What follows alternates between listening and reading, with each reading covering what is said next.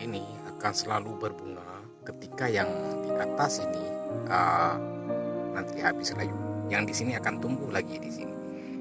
Jadi dia akan terus tumbuh bunga terus. Setelah itu kalau ini menyentuh tanah, ini akan menjadi bibit.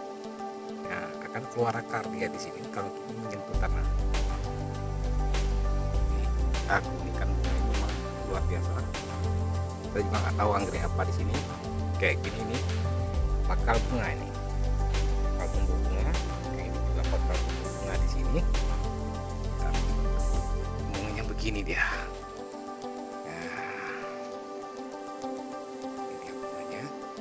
Jadi uniknya itu di ujung daun dia berbunga dan akan terus berbunga di sini. Di satu ini akan mulai lagi nanti ketika ini yang dua nih akan mulai. Tidak ada habis-habisnya berbunga dia. Sangat-sangat keren di sini.